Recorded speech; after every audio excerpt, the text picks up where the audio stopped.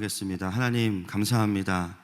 이 땅에 교회를 세우시고 교회가 교회를 위함이 아니요 세상과 무엇보다 하나님 나라를 위해 뛰게 하시니 감사합니다.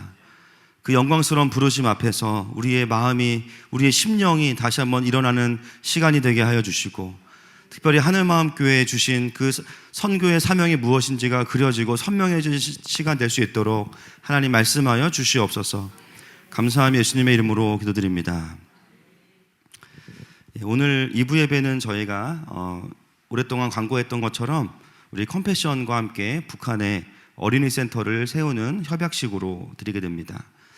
그래서 이제 기도하는 가운데 1부 때는 어떤 메시지를 나눌까, 왜 이것을 하는지에 대해서 우리가 한번 그림을 그리면 좋겠다 이런 마음이 들어서 우리 특히 오늘 목장 리더분들 또 우리 모든 리더십들을 모아서 함께 말씀을 나누려고 합니다. 특별히 기대하는 것은 우리 교회의 선교의 방향이 함께 공유되고, 또 무엇보다 우리 각자가 도시 선교사로 부르셨음을 확인하게 되는 시간이 될 것입니다. 오늘 같이 말씀을 볼 텐데요. 오늘 본문이 이제 마태복음의 마지막 본문입니다. 여러분, 선교를 함에 있어서 모든 사람이, 사실은 교회를 다니는 모든 사람이 다 선교를 해야 되는 것을 알고 있습니다. 그렇죠? 네, 다 그런 생각을 합니다. 그런데 우리가 한 번 더 고민할 것은 왜 해야 되는가, 또 어떻게 하는 것인가에 대한 고민들을 우리가 자주자주 할 필요가 있는 것 같습니다. 창세기 1장 28절 말씀 같이 보겠습니다. 시작. 하나님이 그들에게 복을 주시며 하나님이 그들에게 이르시되 생육하고 번성하여 땅에 충만하라. 땅을 정복하라.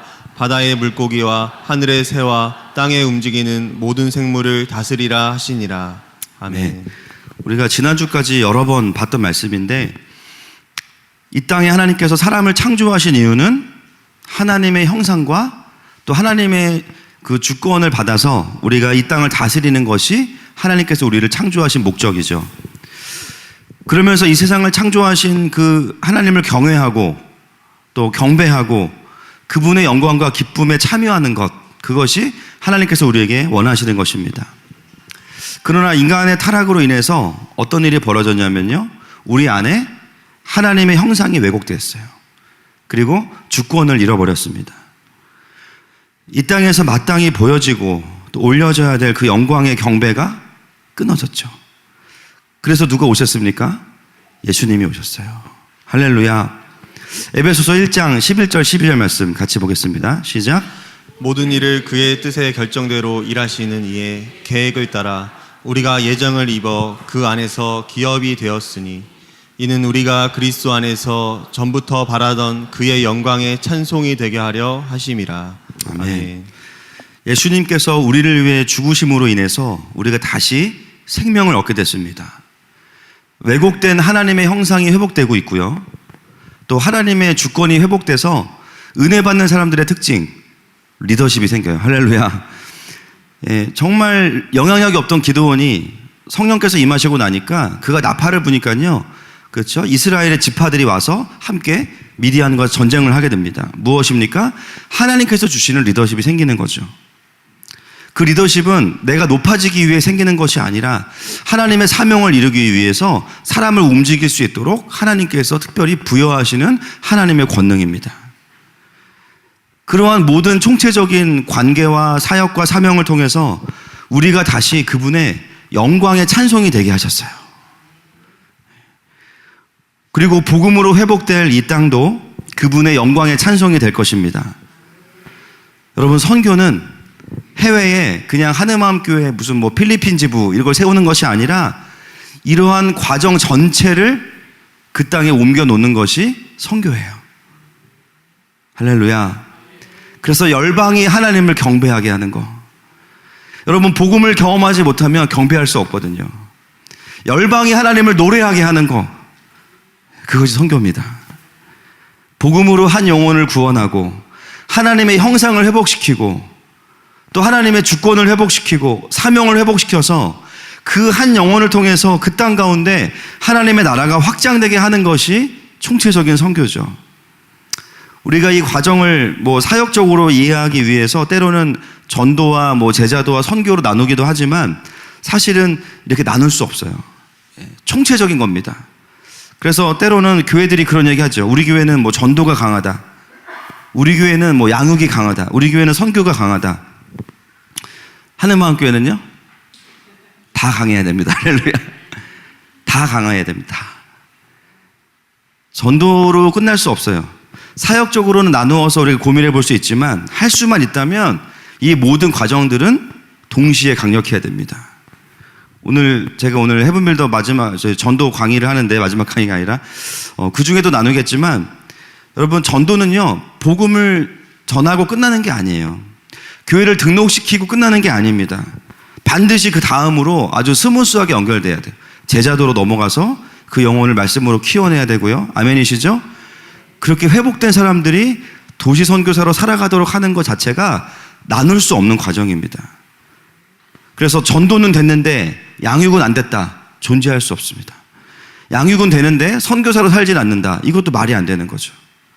1층에서 2층으로 가는 에스컬레이터를 탔는데요. 중간에 내릴 수 없는 것처럼 복음이 들어간 사람은 생명이 들어갔기 때문에 자연스럽게 선교사로 자라가는 것이 하나님의 생명의 원리입니다. 그래서 여러분 복음을 만나고 구원의 기쁨을 아는 사람들은 전도하지 말라고 해도 전도합니다. 선교사적인 삶을 살고 있어요. 아멘이시죠? 이것을 분리할 수 없는 거죠. 오히려 전도, 제자도, 선교의 하나만을 강조하기 시작하면 다른 부분들이 약해지기 시작하는 거예요. 제가 섬겼던 거의 모든 교회가 다 이제 전도잔치가 있었는데 그 전도잔치가 나쁘다는 게 아니에요, 여러분. 하는 교회들을 하시면 안 됩니다. 이제 잘하는 게 중요한 것 같아요. 늘 제가 섬겼던 교회도 중형교회였는데 이제 항상 많이 쓰는 게 이제 신학적으로 153. 그게 왜 그렇게 쓰이는지 모르겠지만 153 전도잔치. 그러려면 이제 모나미 볼펜을 사야 되는데 그렇게는 안 하시고 이제 153 전도잔치면은 153명만 와야 되잖아요. 근데 그건 또 아니에요. 그래서 작정을 하고 몇 달 동안 준비를 합니다. 그 과정은 너무 귀한 것 같아요. 그리고 당일날 이제 몇백 명이 와요. 그러면 선물도 주고 너무 분위기 좋아요. 제가 이제 섬겼던 교회에서 그 디렉터를 제가 했었는데 연예인들 분들 중에 이제 믿음 좋으신 분들 촬영장 가서 인터뷰 따오고 진짜 힘듭니다. 그래서 몇 주 전부터 분위기를 만들고 당일날 초청을 해요. 예산도 몇 천만 원씩 씁니다. 그리고 그날 한 몇백 명이 오면 이제 너무 좋죠. 사실은 교회가 너무 좋은데 이제 문제는 뭐냐면 전도하느라고 너무 진을 빼가지고 그 다음 주부터 아무도 안 와요. 제가 이제 그분들만 데리고 예배를 시작했는데요. 30분짜리 예배를 시작했는데 그 잔치에 오신 분이 270명이었어요. 근데 그 다음 주에 이제 그분들만 모아서 예배를 드렸는데요. 100명 정도도 안 되게 오셨고요.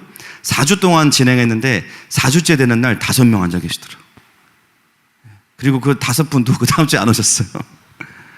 제가 정말 물론 그 4주 하는 기간 동안에 복음이 들려졌을 수도 있지만 어떻게 보면 이 총체적인 개념으로 봤을 때 정말 교회가 한 영혼을 양육하고 선교사로 세워가는 부분에 있어서 정말 균형이 필요하겠다라는 생각이 들었습니다. 또 제가 개척 전에 섬겼던 교회는요, 어떤 그 공약을 그 목사님이 내거셨냐면 올해 5명 전도하면 여행 보내주겠다. 그거를 한쪽에 써놓으셨더라고요. 휴양지를 막 보여주면서 5영혼 구원하고 여행 가자 이런 식으로 이제 굉장히 충격적이었습니다.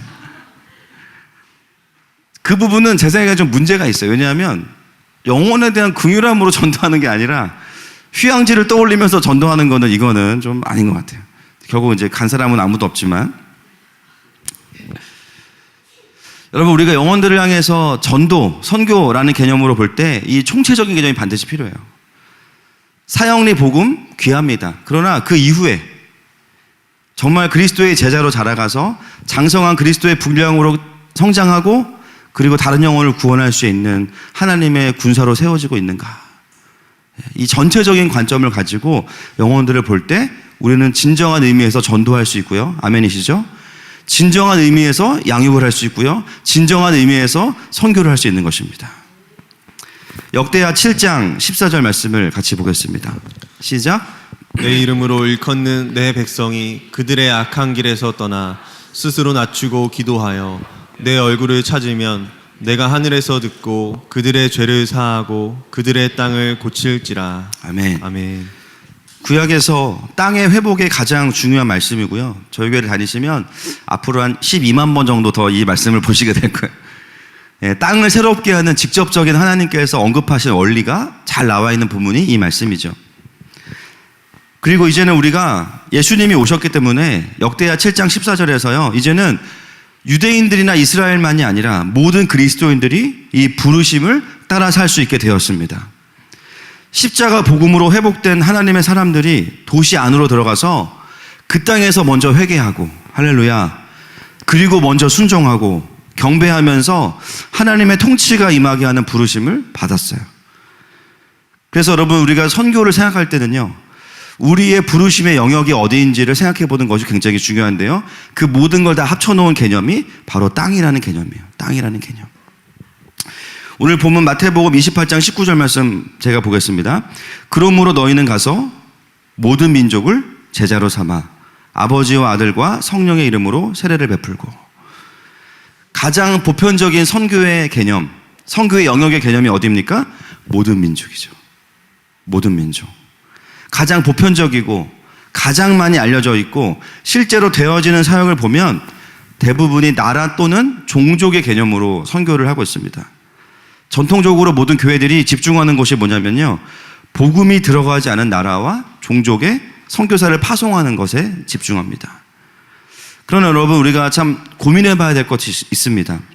그 땅에 교회가 몇 개 세워진 것만으로는 물론 그것이 충분히 영광스럽지만 우리가 안심하거나 만족할 수 없죠.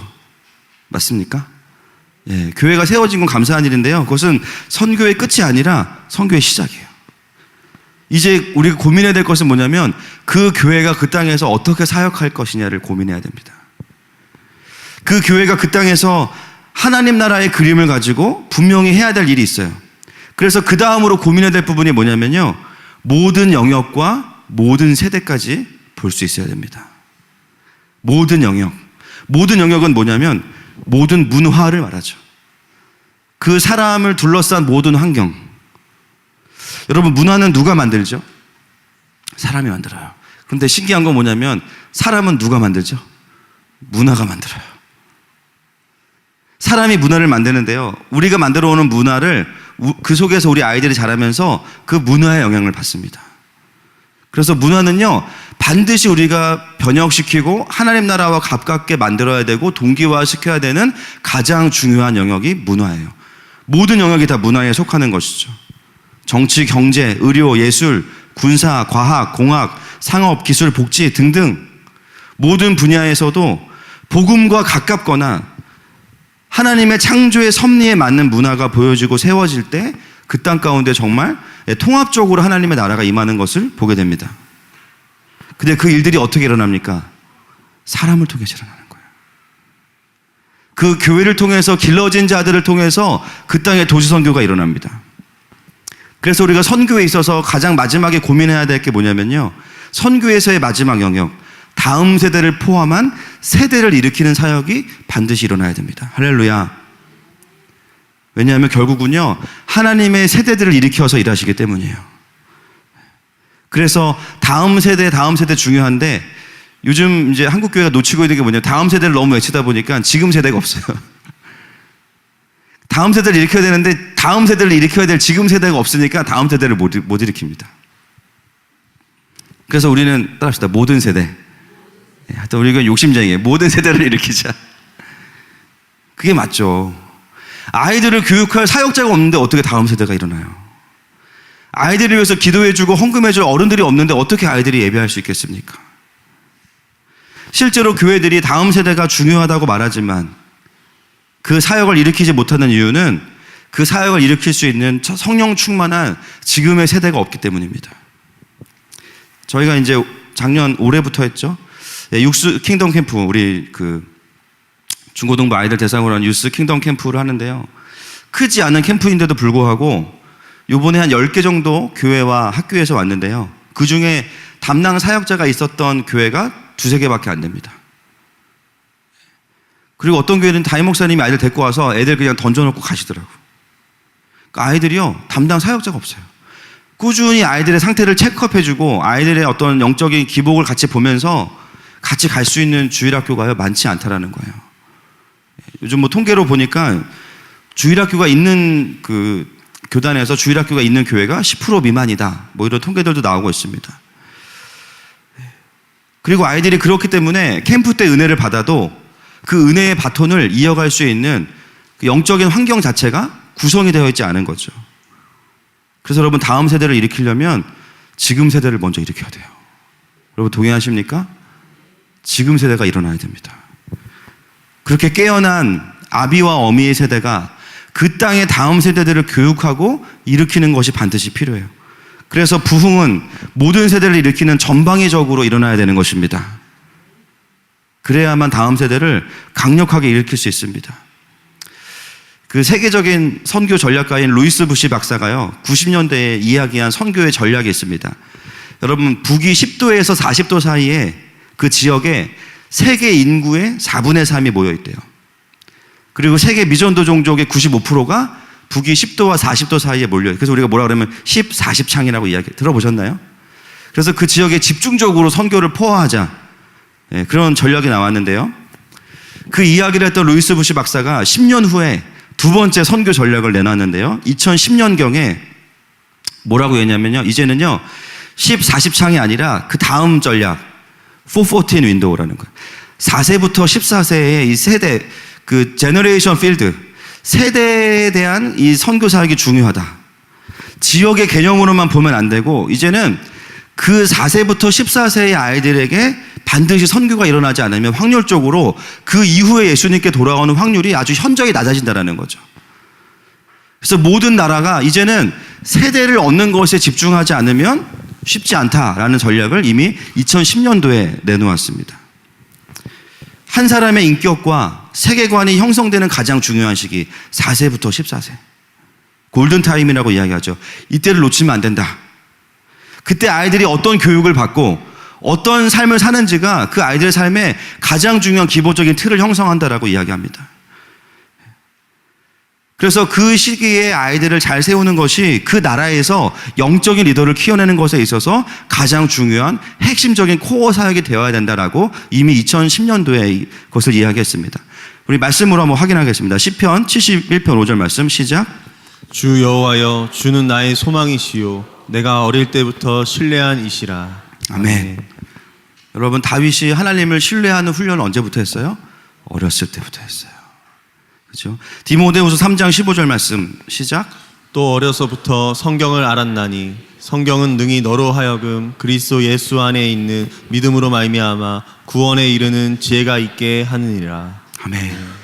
어려서부터 성경을 알았나니 성경은 능히 너로 하여금 그리스도 예수 안에 있는 믿음으로 말미암아 구원에 이르는 지혜가 있게 하느니라. 할렐루야. 사랑하는 우리 복음 동지 여러분, 특히나 이 시대의 주일학교는요, 어른들이 예배 드릴 동안 잠시 아이들을 맡아주는 곳이 아니에요. 물론 그런 기능도 있지만 이미 주일학교 자체가요, 선교지입니다. 여러분 동의하세요? 왜냐하면 이제는 학교나 국가적으로 굉장히 적그리스도적인 것들이 너무 많아요.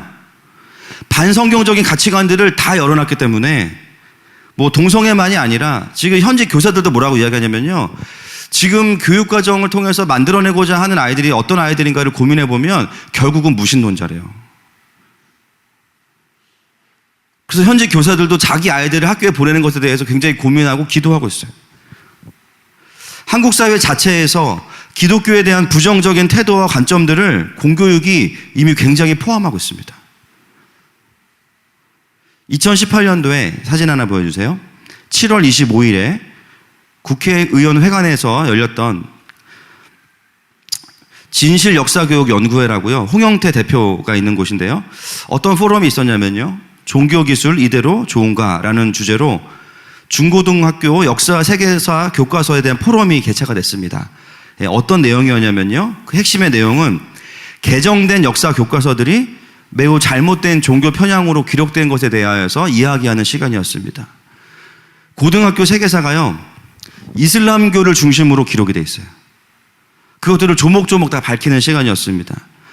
기독교라는 말이 엄연히 우리나라는 있음에도 불구하고 일부러 그 말을 쓰지 않고 크리스트교라는 단어를 씁니다. 그러니까 굉장히 생소하게 느껴지게 만들죠. 그리고 한국 근현대화에 있어서 가장 큰 역할을 한 것이 기독교인데요. 여러분 초등학교 5학년 때 건국에 대한 이야기가 나오는데요. 건국 얘기는 싹 빠져 있고요. 4.19 혁명부터 나옵니다. 제 방에 있어요. 제가 확인해 봤습니다.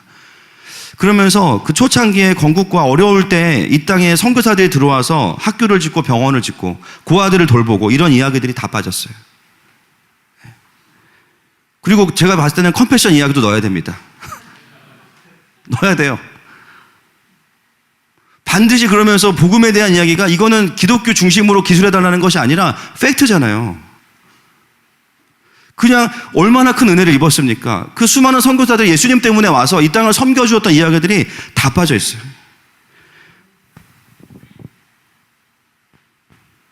우리 아이들이 학교에 가면 자연스럽게 뭘 배우냐면 반기독교 정서, 친무슬림 자연스럽게 배웁니다. 여러분 이미 우리 아이들이요 역선교를 당하고 있어요. 제가 그런 현신들을 계속 보다 보니까 현재 교사들과 교장 선생님들 또 사역자들을 만나다 보니까요, 야 이게 한국교회 주일학교가 성경학교 개념을 넘어서서 이제는 치열한 선교의 현장이구나. 여러분 동의하십니까?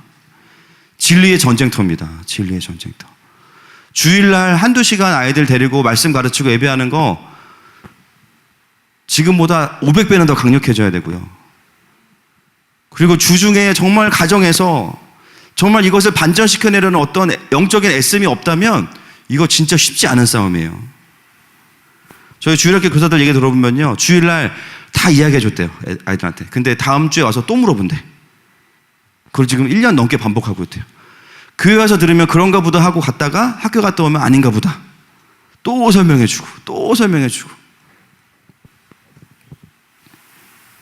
여러분 선교에 있어서 교육은 정말 중요한 겁니다. 분리할 수 없는 거예요. 우리가 해외에 나가서 당장 섬겨야 될 것도 있지만 우리에게 맡기신 아이들을 빼앗기면 절대 안 됩니다. 아멘이시죠? 정말 감사하게도 하늘마음교회는 정말 다음 세대가 많은 편이고 또 어제도 또 한 명 태어났지만 뭐 계속 태어나요. 무슬림을 대항할 수 있는 유일한 그룹 하늘마음교회. 우리는 일부 다쳐도 아닌데, 그죠? 근데 아이들이 많은 건 너무 감사한데 무장이 돼야 됩니다. 무장이. 아이들이 많은 건 감사한데 이 아이들이 정말 하나님의 의의 병기가 돼야 됩니다. 그래서 휴가를 마치고 나서 저는 지금 계속 교육에 대한 고민들을 많이 하고 있어요. 영화부부터 우리 유스까지 지금도 잘 하나님의 은혜 가운데 세워져 왔지만 더 선교적이고 더 전투적인 개념으로 어떻게 하면 갈 수 있을까? 그래서 마음의 결정을 했어요. 내년부터 유스 우리 교회 중고등부는 옛날 식으로 따지면 청년부 수준으로 간다. 지금은 그래야 돼. 애들이요 이미 중학교 1학년만 돼도 다 압니다. 뭐든지. 그래서 여러분 이번에 보니까 우리 유스 교사들이 벌써 몇 달 전부터 밤새서 회의하고 기도하면서 유스 버전의 그 헤븐빌더를 만들었어요. 1강 보니까 3위일체. 강사가 우리 김민규 목사님. 예종론 이런 거 할게요. 성경론 중학생들한테. 자존감, 사명, 공동체. 청년부나 들어가야 하는 싸움들을 이제 중학교 때 다 시킬 거예요. 그거 끝나면 내적 치유도 할 겁니다. 주니어는요 옛날 유스 버전으로 갈 거예요. 이제 옛날 중고등부처럼. 수년간 우리 정말 전사님과 교사들이 정말 그죠? 얼마나 열심히 섬겼습니까? 아침부터 와서 일부 예배 드리고 또 4층까지 또 건강 지키면서 오르르 내리면서. 여러분 1학년과 6학년은요 사실은 굉장히 큰 갭이 있거든요. 근데 그 아이들을 데리고 그죠? 내년에 보니까 주니어가 30명을 넘는데요. 제가 봤을 때는 저희 교회는 1, 2년 안에 중등부, 고등부도 나눠야 되고요. 또 1, 2, 3, 4, 5, 6도 나눠야 돼요. 그래서 반드시 그 세대에 다루어야 되는 내용을 반드시 다룰 겁니다. 그때 애들이 경험해야 되는 승리들이 있어요. 성경적인 세계관과 깊은 경배와 기도. 요즘 아이들 기도할 줄 몰라요. 단지 그냥 기도 방법을 모르는 게 아니라 영이 열려있지 않으면 기도가 어렵거든요. 아이들이 어렸을 때부터 영적인 센스를 키워줘야 됩니다. 할렐루야.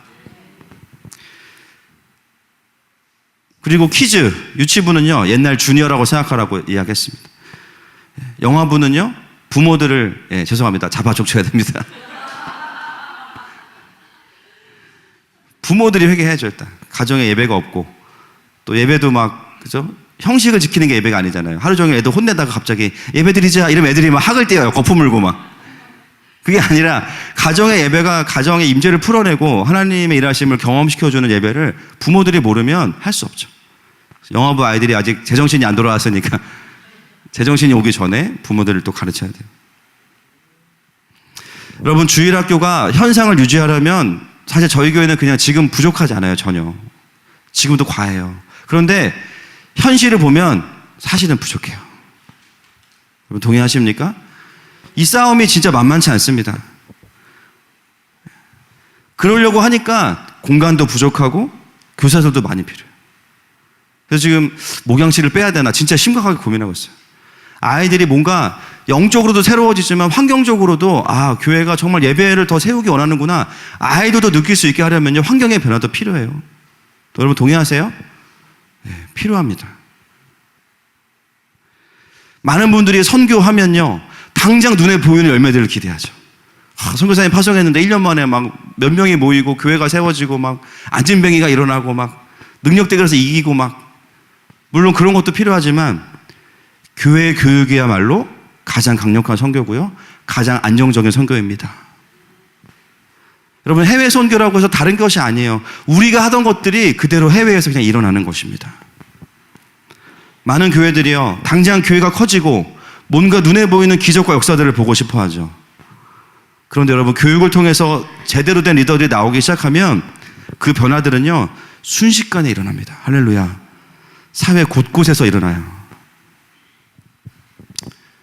제가 전에는 돈이나 권력이나 군사력이 참 무서운 거라고 생각했는데, 시간이 지나면서 진짜 무서운 게 뭔지 알았습니다. 그거는 교육입니다.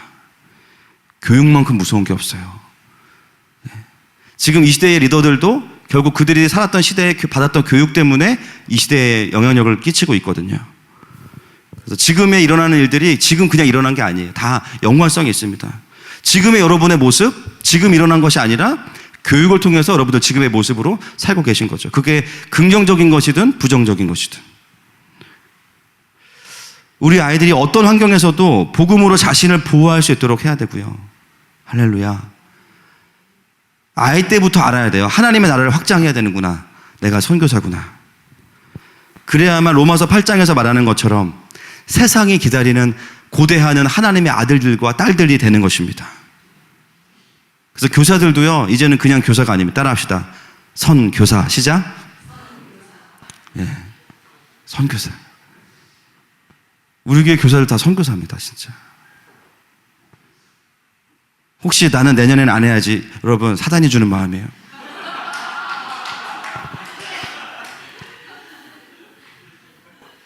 (100% 진짜). 따라서 우리에게 후퇴란 없다. 아멘이시죠? 네. 혹시 내년에 뭐 사정상 못하실 분들은 저에게 오셔서 3시간 동안 기도받고,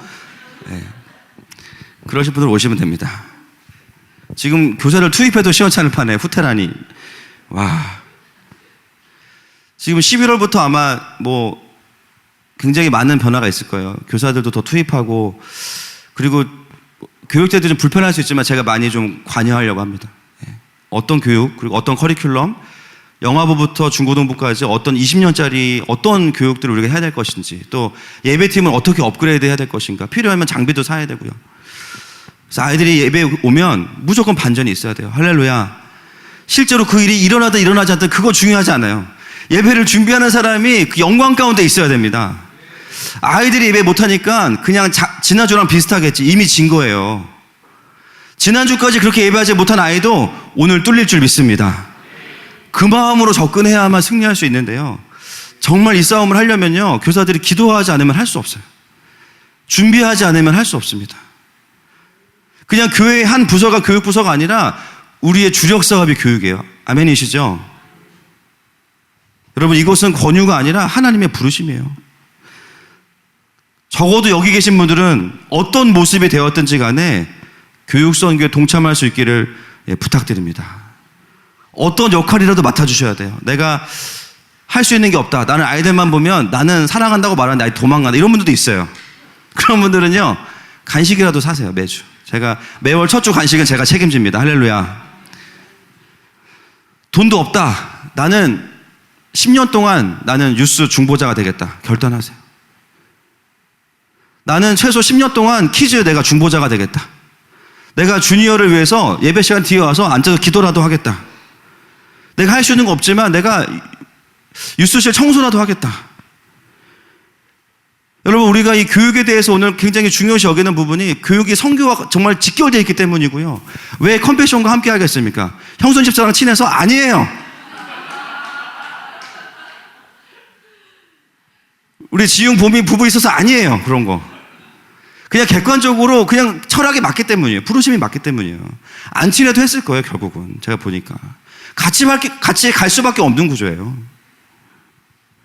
컴패션은 이미 이런 사역들을 이미 너무 잘하고 있고, 이미 세계 곳곳에서 하고 있고요. 현재 북한의 아이들에게 가르칠 교과 내용까지 다 준비해 놨습니다. 그걸 뭐하러 우리가 또다시 해요? 이미 해놓은 거 잘 활용하면 되지. 그리고 우리가 이것들을 평소에 하던 거기 때문에 그냥 북한이 열리면 가서 하면 되는 거예요. 할렐루야. 여러분, 선교사는요, 그래서 부르신 나라가 있고요, 영역이 있고요, 부르신 세대가 있는 거예요. 여러분, 선교사입니까? 아닙니까? 선교사예요. 옆 사람에게, 김 선교사님 감사합니다. 시작. 박 선교사님 축복합니다.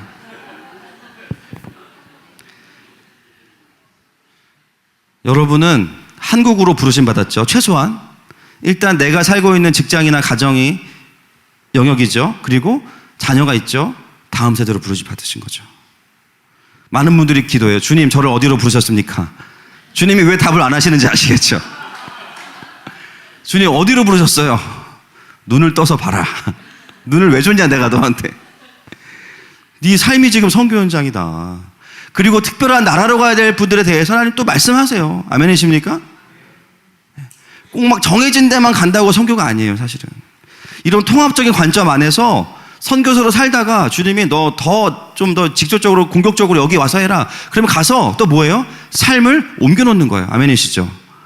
나는 영성이 약하니까 보내는 선교사, 여러분 보내는 선교사 없어요. 보내는 분은 주님밖에 없어요. 아멘이시죠? 이상한 명물을 만들어 놓은 분들이 많아요. 나는 기도도 못하니까 그냥 보내는 선교사야. 그런 거 없습니다, 여러분. 이미 주님이 다 보내셨어요. 할렐루야. 여러분, 선교사도 선교를 잘하는 분이 나가셔야 돼요. 저는 개인적으로 그렇게 생각해요. 물론 목회가 안 돼서 어려워서 나가실 수도 있어요. 가서 잘하실 수도 있지만, 그래서 적어도 선교의 중요성을 안다면 목회를 잘하는 사람 나가 선교를 해야 돼요. 아멘이십니까? 여러분, 중요한 것은 우리가 모두 다 선교사라는 사실입니다. 그래서 선교에 있어서 정말 중요한 원리들이 있는데 한 가지만 오늘 이야기하겠습니다. 시편 133편 1절부터 3절입니다. 시작. 보라, 형제가 연합하여 동거함이 어찌 그리 선하고 아름다운고, 머리에 있는 보배로운 기름이 수염 곧 아론의 수염에 흘러서 그의 옷깃까지 내림 같고, 헐몬의 이슬이 시온의 산들에 내림 같도다. 거기서 여호와께서 복을 명하셨나니 곧 영생이로다. 아멘. 아멘. 여러분, 이 말씀은요, 참 아름다운 모습이지만 굉장히 강력한 의미가 있죠. 형제가 연합하는 것이 무엇과 같다고 말씀하고 있냐면요, 아론에게 기름이 흘러내리는 것 같대요. 여러분, 이게 어떤 장면이죠? 아론을 대제사장으로 기름 붓는 장면이에요. 그 기름 부음은 어떤 의미입니까? 자격과 권능. 이제는 너가 대제사장이다라는 어떤 자격과 기름 부으시면요, 반드시 뭐가 있냐면요, 하나님의 권능이 임하는 거예요. 할렐루야. 여러분, 하나님이 하나님의 기름 부으심을 누구에게 주냐면요, 형제가 연합하여 동거하는 거. 여러분, 이게 그냥 동거 생활이 아니에요. 형제가 연합하여서 함께 동역할 때 거기에 어떤 기름 부으심이 있냐면 대제사장에게 주었던 기름 부으심의 권능이 임하는 것입니다. 단지 이게 그냥 공동체가 아름답다라는 이야기만 하는 게 아니에요. 연합하는 곳에 하나님의 기름 부으심이 있다라는 거예요. 혼자 할 수 있지만 각 개인과 개인이 연합하고, 교회와 선교단체가 연합하고, 교회와 선교단체가 함께 연합하고 하나님의 나라를 위해서 각자의 기름 부으심으로 모이기 시작할 때 거기에 하나님께서 주시는 엄청난 권위와 능력이 있습니다. 여러분, 전쟁 나면요, 육군, 공군, 해군이 안 싸워요. 일사불란하게 움직이면서 공공의 적을 섬멸하죠. 누가 서로 더 우세하냐, 누가 더 멋있냐, 이거 갖고 싸우지 않습니다. 전쟁 나면요, 다 각자의 역할을 해요. 그런데요, 그렇게 해야만 이길 수 있어요. 아멘이십니까? 각자의 역할이 있는 거예요. 큰 교회는 큰 교회대로, 작은 교회는 작은 교회대로, 개척교회는 개척교회대로 다 소중한 거예요. 그리고 교회가 할 수 없는 일들을 하기 위해서 하나님은 선교단체를 만드셨죠. 서로 누가 더 우세하냐를, 누가 더 본질이냐를 따지라고 만드신 것이 아니라 어떻게 하면 서로의 빈자리를 채울까. 할렐루야. 어떻게 하면 함께 어깨동무하고 갈 수 있을까. 그거 하라고 만드신 거예요. 제가 안타까운 게 있습니다. 사역을 좀 잘한다 싶으면 교회나 단체들을 보면요, 꼭 본인들의 이름으로 해야 된다고 생각해요. 그게 참 속상해요. 저렇게 능력 있고 저렇게 기름 부으심이 있는데 결국 본인들의 이름으로만 해야 된다고 생각해요. 그게 좀 안타까워요. 저희 교회도 지금 연합사역을 하지만 저희 교회가 추구하는 연합사역은요, 하늘마음교회가 드러나는 게 아니라 그냥 이 땅에서, 이 우리에게 맡기신 이 지역에서 그냥 하나님의 나라가 임하는 거예요. 아멘이십니까? 누구 하는 거 상관없어요. 근데 그거에 영광을 보고 달려들 수 있는 사람들이 있다면 누가 됐든 함께 하면서 그냥 그 일이 일어나면 끝입니다. 아멘. 그리고 누군가가 와서 본다면, 아, 이게 어떤 단체가 하는 게 아니라 하나님이 하시는구나. 그러면 그 땅에 가서 그 땅의 이름으로 그 땅에서 그 사역을 그냥 하면 되는 거예요. 반드시 와서 뭐 훈련 받아야 되고, 우리 단체의 이름으로 사역해야 되고, 우리 밑에서 뭔가 해야 되고. 여러분, 그것은 연합이라고 볼 수 없겠죠. 연합은요, 서로를 존중하면서 서로의 기름 부으심을 함께 모아가는 것이 연합입니다. 누군가는 선교지에 가서 처음으로 경배를 드리고 오는 분들도 있어요. 한 번도 밟아지지 않은 땅에 가서 그분의 이름을 높이고 옵니다. 누군가는 그 땅에 들어가서 노방전도를 하는 분도 있죠. 누군가는 그 땅에 들어가서 그 복음을 듣는 사람들을 데리고 교회를 세우는 사람도 있어요. 또 누군가는 그 땅에 들어가서 우리 컴패션처럼 교육을 하고 교회를 통해서 그 일들을 풀어내는 단체들도 있어요. 누군가는 그 아이들에게 밥을 주는 단체도 있고요. 그 아이들을 재워주는 단체도 있고요. 필요들을 채워주는 단체들이 있습니다. 왜 여기는 이거 하지 않냐? 여러분, 그렇게 볼 게 아니에요. 결국 우리가 다 따라합시다. 지체이다.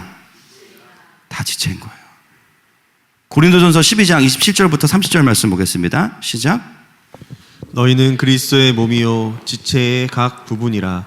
하나님이 교회 중에 몇을 세우셨으니 첫째는 사도요, 둘째는 선지자요, 셋째는 교사요, 그 다음은 능력을 행하는 자요, 그 다음은 병 고치는 은사와 서로 돕는 것과 다스리는 것과 각종 방언을 말하는 것이라. 다 사도이겠느냐? 다 선지자이겠느냐? 다 교사이겠느냐? 다 능력을 행하는 자이겠느냐? 다 병 고치는 은사를 가진 자이겠느냐? 다 방언을 말하는 자이겠느냐?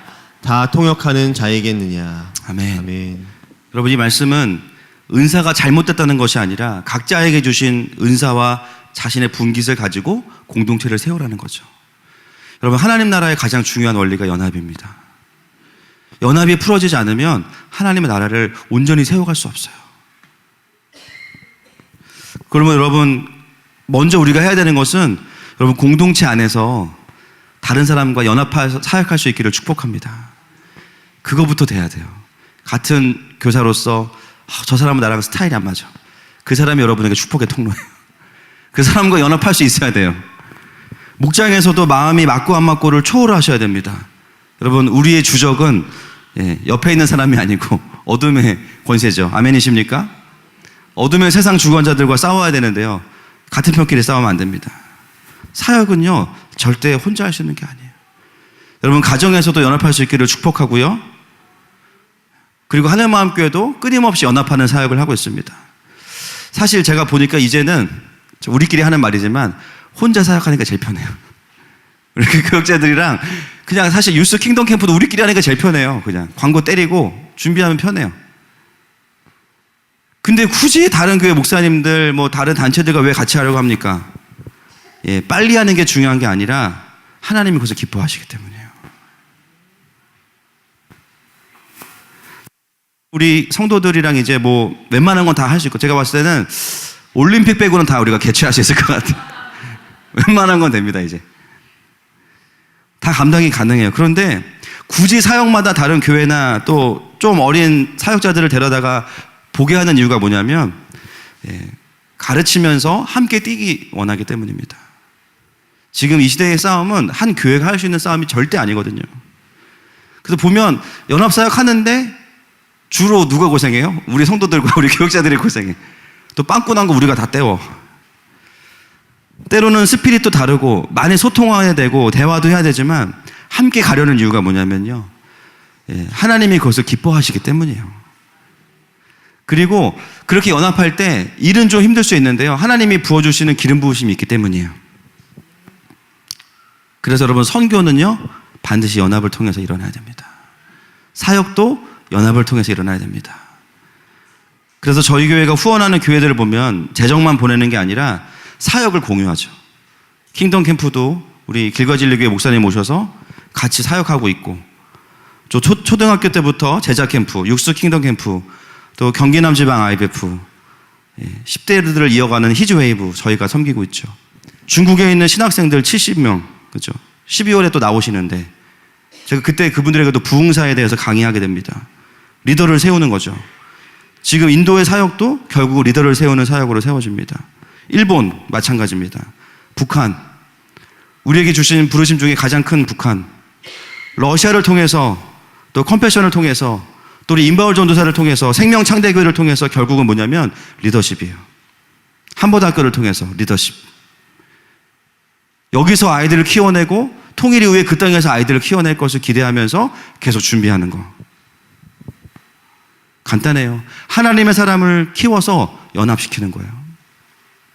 할렐루야. 하늘마음교회 선교론 이전에 성경에 말하는 선교가 그런 것입니다. 교회 부흥의 수단이 아니에요. 선교는. 선교하면 교회 부흥한다. 반은 맞고 반은 틀려요. 부흥 안 해도 선교해야 됩니다. 할렐루야. 그게 사명이니까. 그것이 하늘마음교회가 순종하는 선교죠. 그 과정에서 필요하면 신발도 보내주고 먹을 것도 먹여주고 재정도 흘려보내주는 거. 선교는 분명한 복지의 측면이 있지만 본질은 사람을 배불리는 것이 아니라, 너무 배부르면 힘들어요. 그죠? 그래서 적당히 먹고 말씀을 볼 수 있도록 해줘야 돼요. 제가 이번에 메시지 준비하면서 참 하늘마음교회 그동안 하나님께서 이루어 오신 선교 사역에 대해서 돌아보는 시간이었습니다. 너무 감사했고요, 개인적으로. 앞으로 이제 제가 이제 개인적으로 기도하면서 받은 몇 개의 나라가 있는데 아직 열리진 않았습니다. 곧 또 열어주시겠죠. 앞으로 몇 군데의 나라와 뭐 단체들에서 연결될 수 있겠지만 결코 그런 선택들이 즉흥적인 것이 아니라 이 하나님 나라의 그림 안에서 또 분명한 이 부르심, 말씀의 부르심을 가지고 이 마지막 때를 향한 선교의 그림 안에서 하나님이 완성해 가실 것입니다. 아멘이시죠? 하늘마음교회는요, 선교만 강조하지 않아요. 그러나 어떤 단체보다 강력하게 선교하는 교회입니다. 교육선교, 통일준비, 열방의 복음화. 하나님의 리더를 세워서 연합시켜내는 사역. 하나님께서 하고 계십니다. 제가 요즘에 참 감사한 게 저에게 오시는 새가족분들이 많이 해주시는 말씀이 그런 말씀 많이 해주세요. 저희들끼리 있으니까. 목사님, 참 제가 꿈꾸던 그런 그림을 가진 교회입니다. 라는 말씀을 참 많이 해주세요. 개인적으로 너무 기뻐요. 여전히 많이 부족하지만 누군가는 기도했고 꿈꿨던 교회구나. 이게 목사의 교회가 아니라 한 사람 두 사람의 교회가 아니라 정말 하나님께서 디자인하시는 교회구나. 할렐루야. 그리고 그것이 부담이 되는 교회가 아니라 모든 교회에 도전이 될 수 있는 무한도전 같은 교회. 누구에게나 먹힐 수 있는 교회. 누구나 해볼 수 있는 교회. 할렐루야. 그래서 이 땅에 수많은 강소교회들을 일으켜서 결국은 다음 세대와 하나님 나라를 위해 뛰게 할 수 있는 교회. 하나님께서 그렇게 우리를 세워가고 계십니다. 아멘이십니까? 우리 사랑하는 동지분들이 그 그림과 영광을 계속해서 함께 볼 수 있기를 축복합니다.